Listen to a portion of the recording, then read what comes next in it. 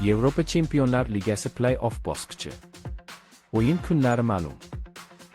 17-fevral Toshkent vaqti bilan soat 22:45 da Galatasaray Yuventusni mehmon qiladi.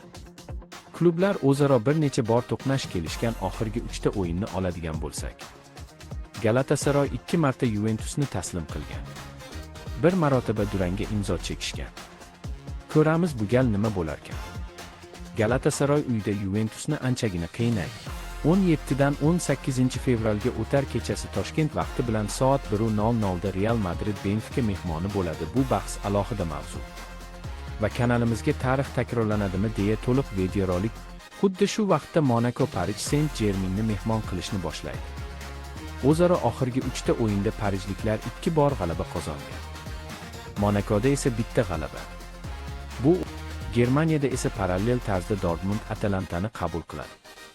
Klublarning oxirgi 3 ta o'zaro bahslarida germaniyaliklar 1 bor, Atlanta 1 bor va bitta durang o'yinlar qayd etilgan.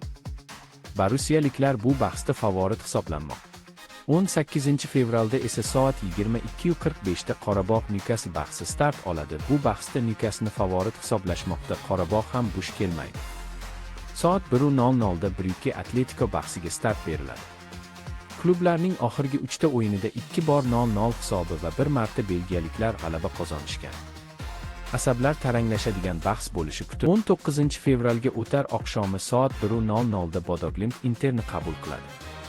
Klublar o'zaro o'yin o'tkazishmagan, ammo Interni favorit hisoblashmoqda. Parallel ravishda esa Olympiakos Germaniyaning Leverkusen klubini qabul qiladi.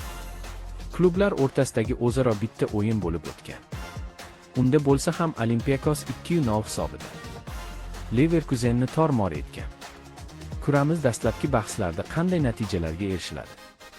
Oldinda bizni javob o'yinlari ham kutib turibdi. Yashil